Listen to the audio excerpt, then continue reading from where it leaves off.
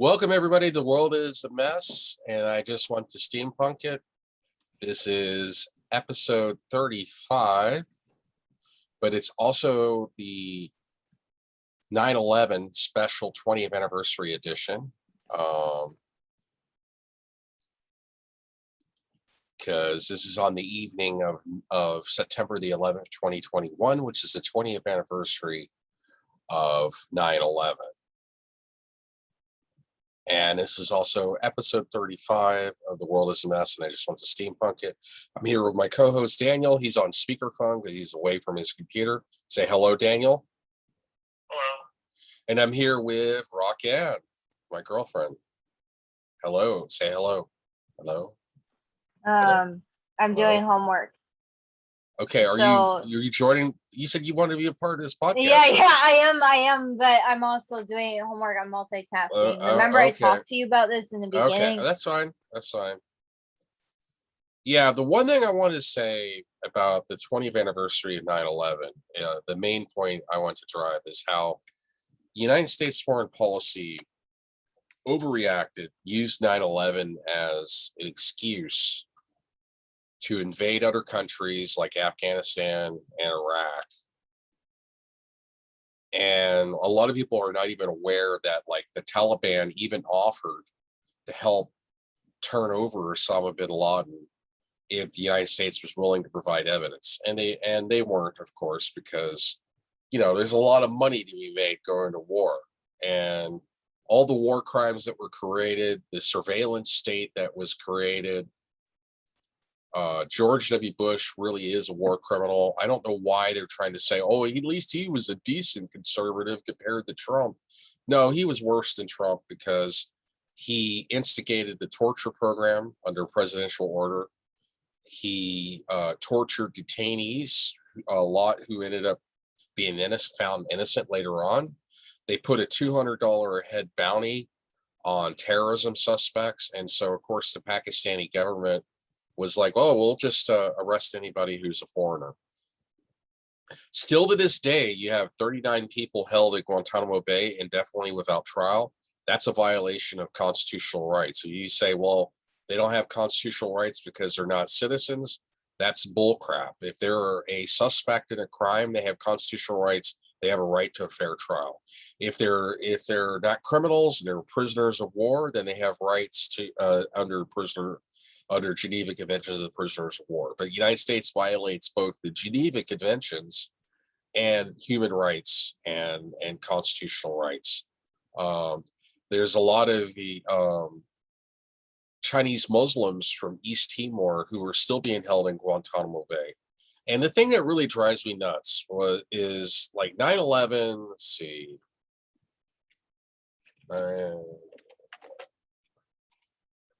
Number of people who died 9/11, I think it was like close, it was 2,900. I just Googled it. 2,900, it was a little bit less than I expected. 2,996. And the United States, as foreign policy, has overreacted to 9/11 by invading Iraq, killing 1 million civilians, starting the surveillance state, collecting metadata on every American, even though it's a violation of the Fourth Amendment. Violating cruel and unusual punishment, which I think falls under the Eighth Amendment. Let's see. Eighth Amendment.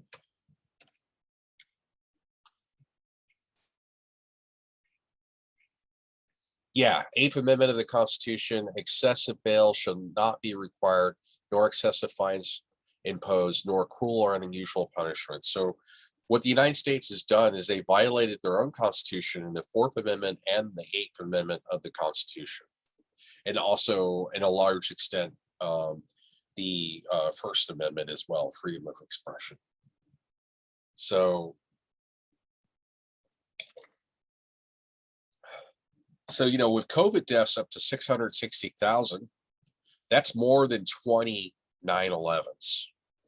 And yet we don't even take it seriously. You have people on Fox News and Newsmax spreading misinformation, conservative blogs spreading misinformation about the basic facts of science. And we still don't take it. We should have a moment of silence for the people who died of COVID. That's 20 times worse than 9/11. I agree.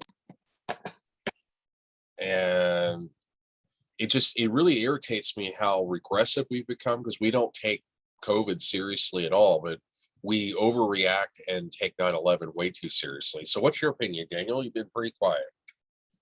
Yeah, I think that we should take it seriously. Well, you've been anxious about doing this 9/11 podcast like all day, and I've been busy. I had to go to the ER and get my ears irrigated because I had problems with earwax buildup in my ears. And so I have to repair a broken laptop for my mom because the fan crapped out. Yeah, I have to do that tomorrow. But so what did you obviously had some ideas of stuff you wanted to talk about. What did you want to talk about in regards to 9/11, Daniel? Well, first of all, I didn't know that the Taliban offered to help. Yeah, the Taliban had been on good diplomatic relations with the United States. You can actually Google Ronald Reagan at one point had invited the Taliban into the White House. So the Taliban used to be allied with the United States when they were allied against the Soviet Union, as well as the Mujahideen. But a lot of people don't realize that the Mujahideen, which would later become Al Qaeda, is different than the Taliban. They're more fanatical than the Taliban. The Taliban, they believe in their take on Sharia law, and they don't believe in women having equal rights, but they're not as fanatical as Al Qaeda or the Mujahideen. And they actually offered President George W. Bush, they were like, hey, we'll turn him over to you as long as you present us with proper evidence that he was involved in 9/11. And the United States refused to do that because the United States feels entitled to invade any country they want.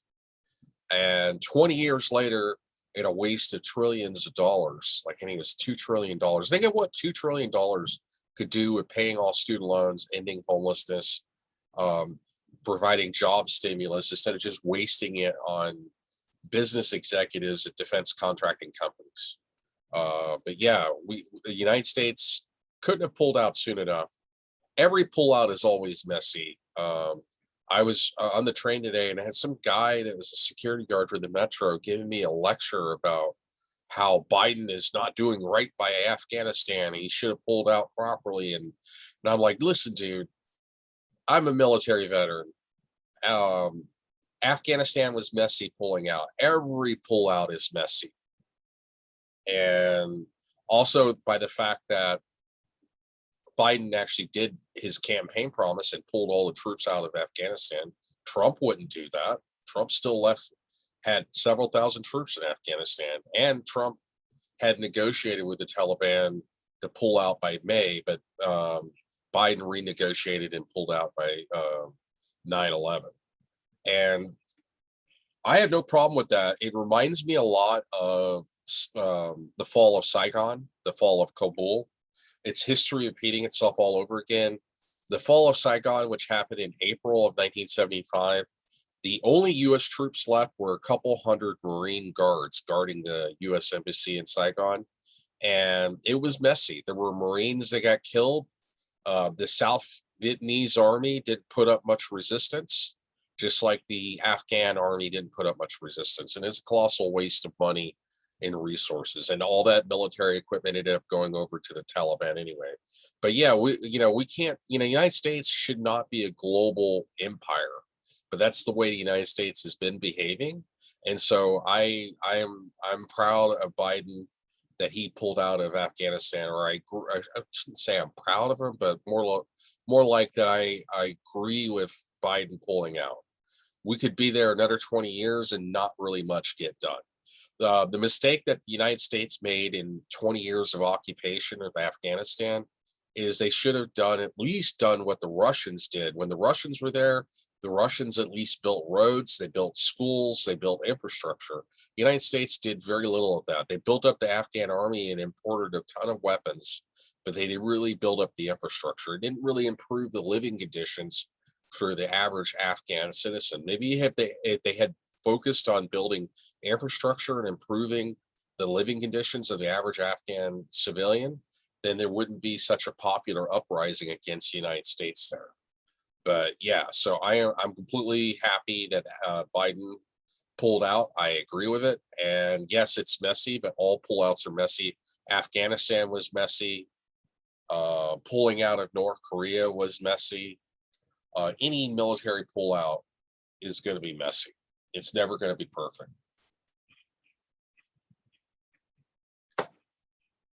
Anything to add? I agree. Well, you seem like, because you were like excited to have this podcast. So you seem like you had a lot on your mind that you wanted to talk about, but now you're like not much to say, huh? I can talk about my Hold on a sort second. of. Hold on, Ann. Hold on. Go ahead. What were you going to say, Daniel? I heard that like this whole thing about invading Afghanistan was all about Afghanistan and Iraq was all about oil. They wanted oil because if they didn't do this, we would have 20 years of oil left. America, the world would have 20 years of oil left. And they invaded Afghanistan and Iraq to get the oil.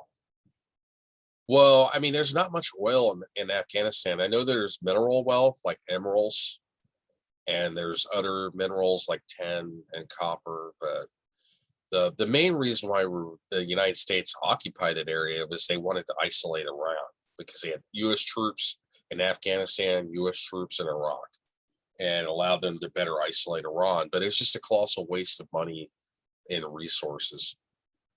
But I remember 9/11 very well. I remember I was going to University of West Florida, and I was trying to drive, and the traffic was really heavy. It was heavier than normal, and it was bumper to bumper traffic. And it took me a couple of hours to go to UWF. Normally, it would only take me like a half hour to drive from where I used to live in Pensacola, Florida. And I got to University of West Florida, and I found out that classes were canceled for the rest of the day because they said there had been an attack and everybody was panicking, and they shut down the entire university and told everybody to go home. And it was such a pain in the ass because I had to wait in bumper to bumper traffic, and it took me like 3 hours to get home from University of West Florida. It was really annoying. And I remember hearing on the radio, there was there was rumors floating around that there had been a fourth attack, that 3 planes had been hijacked and 2 had crash landed into or at the time I got home before the second plane hit. And when I got home, the second plane had hit by the time I got home. And then I saw that live on TV. And then there was rumors of a fourth attack because there was the third plane that crashed somewhere in the countryside somewhere. And then there was rumors of a car bomb from a van at the White House, but that fourth attack ended up not being true. But there was so much panic and confusion. And the thing that's the real tragedy of 9/11 is that we lost a lot of civil liberties. We now live in a police style surveillance state, and it's not good. It's not good, and it continues to get worse. But so yeah, the United States definitely overreacted to 9/11. That's not to say that they shouldn't have tracked down Osama bin Laden and either captured him or taken him out, but we shouldn't have gone to war of Iraq and killed 1 million people and used 9/11 as an excuse. We shouldn't have built up a surveillance state collecting metadata of U.S. citizens. We shouldn't be imprisoning ethnic Chinese Muslims from East Timor who have done nothing wrong and not give them hope of a trial. If you feel like they committed a crime, then they need to have a trial. They need to have their fair day in court. But what the United States continues to do at Guantanamo Bay is not just, and it's not right. It's a violation of the 4th and 8th Amendment of the Constitution. Unreasonable search and seizures, which is the 4th Amendment, and the 8th Amendment is no cruel and unusual punishment. But anyway, so how do you remember? Do you remember 9/11? I remember I was in grade 9 English class. Okay. And all of a sudden they rolled in a TV and they turned it on, and I saw the planes hit the Twin Towers. Okay, but they didn't shut down your school. No, it's going. Okay, I'm gonna go to Anne. Anne, so tell me about your story. You want to tell me a funny story, or Oh, no? I I don't know if it's a mean, funny story, but your awkward it's story. boring. It's boring because I Just was tell only me. 4 years old. So, like basically, my mom told me that, oh yeah, you know those religious people that go door to door campaigning to get people to recruit the people to go to their church, right? Anyhow, there was these Jehovah's Witnesses knocking on door to door in our neighborhood, and like my mom ended up like being like buddy with the older woman, and the older woman was a grandma, and she had a what do you call it, niece or something, like Okay, I don't know. It's like I guess daughter, her niece, niece, well, daughter of a daughter, niece, was basically, grandniece. yeah, she was like about 5 years older than me, Okay. and she would play with me with uh, as a child, and she would basically kind of act like my big sister. Anyhow, like supposedly she was over at the house with me on that day teaching me how to count twos or something. I don't know. I know that happened, but I don't know if it was on 9/11. But what my mom told me, I think that is may have been what was happening on that day, but I'm not sure. I was in preschool at the time also, So but she what my hung out mom with her told, religious friend, but how does that correlate to 9/11? well, because my mom, because I got some kind of like, it's hard to explain, but like I have a feeling that she was over that day teaching me how to count to twos or something, because I have an early memory of my mom telling me that happened on 9/11. So I don't know for sure, but Oh, I okay, think she okay. was over on 9/11 teaching me how to count to twos. So you knew how to count to two. Well, not, I mean, not, I said it was always a struggle teaching me any kind of math concepts because I'm kind of a dummy when it comes to math, to be honest. But anyhow, the story with my mom is that it's more 9/11 is more of a story with my mom and dad than it is with me, because I was only 4 years old. But according to my mom, she was home with me, and this thing, whether or not this thing may or may not have been happening, where she was this niece was over teaching me how to count to twos. That may or may not have been happening, but my mom was definitely home with me on that day. And my dad was working, and when my dad got out of work, he was at some store watching the whole thing on TV, because they were broadcasting it on TV in all the stores. They were like broadcasting the news all over the stores, like any of the stores that had TVs were supposedly broadcasting or something. I don't know. Sounds like That's a what lot she of told me. rabies at the sapphire. That's what it I sounds know, like to that's me. what she told me. And like she told me that she was pissed off that my dad didn't come home sooner, that he spent a lot of time watching it on TV, and there weren't cell phones back then, so like she Of course, couldn't she's get a always going to hold of make it him. about herself. Yeah, she couldn't get a hold of him on, like, it's not like she could get a hold of him on a cell phone to see if he was okay or whatever. So she was pissed off that he didn't come home sooner, because she was worried about him, and she was worried as to whether or not he was okay. But that's pretty much it for me. I know it's kind of lame, Okay. pretty lame. But that's about it for me. But Well, we I got guess, about 8 minutes left. yeah. Daniel, do you have any last minute thoughts or any last words to say in the last 8 minutes of this podcast? Yeah, it's like it's a shame, like we spent over $2 million on a war, when we could be using that money for to fix our like Well, yeah, the United States infrastructure, educational system is falling apart. We could increase funding to education. We could build more roads, bridges. We could come up with a federal uh, jobs program. We need to bring back the Work Progress Administration, but instead we wasted trillions of dollars, you know, funding the Afghan military, and it ended up being a paper tiger.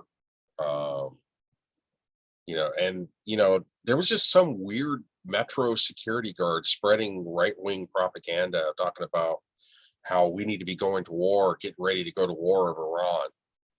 And I was like, dude, we don't need to be going to war with Iran. And he was like, but they're gonna use the Russians provided them some missiles, and they got some anti-ship missiles, and they're gonna shoot down the US Navy. And I'm like, well, I don't think Iran will do that, but if they did, we need to just pull out of the Middle East, because the United States has meddled around long enough in the Middle East, caused a lot of death and destruction.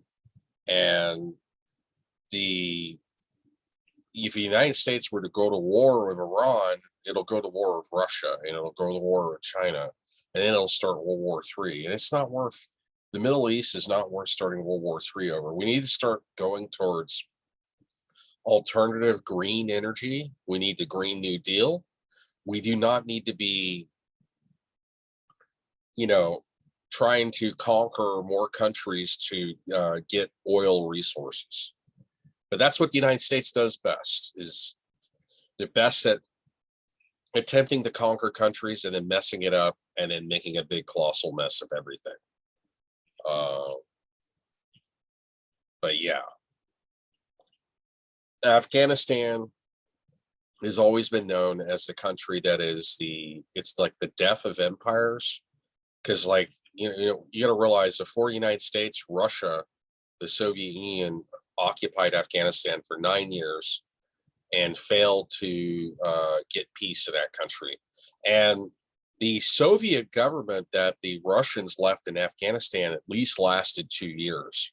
In the United States, it didn't even last.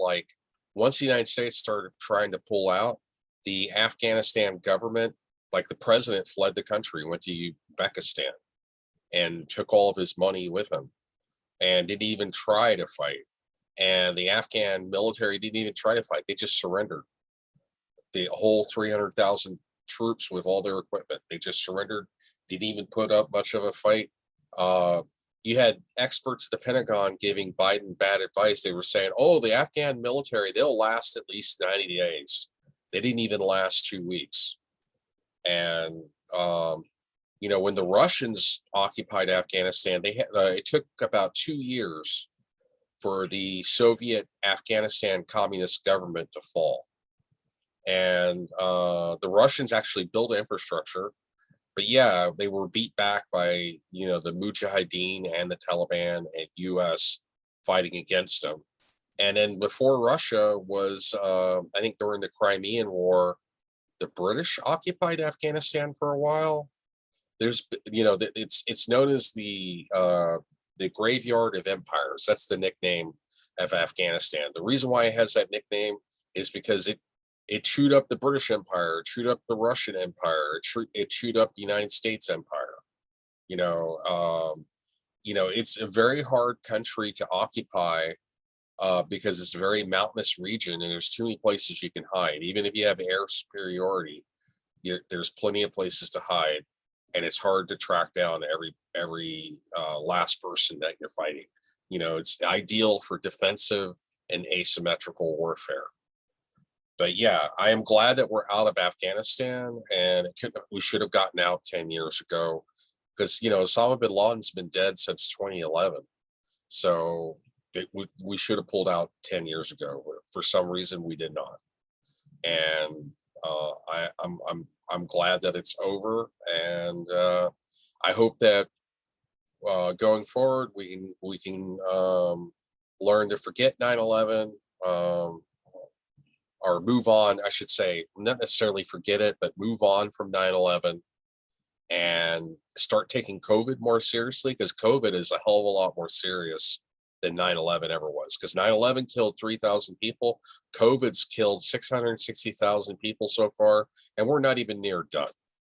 We're not even near done. You got a bunch of fools parading around protesting against vaccines, and a bunch of fools parading around protesting against wearing masks when they should be taking it seriously. This global pandemic is not going to be over until we start taking it more seriously. I mean, there's been 4 million people have died worldwide because of COVID, and in the United States, 660,000 people have died. We're already pretty close to the Spanish flu pandemic level.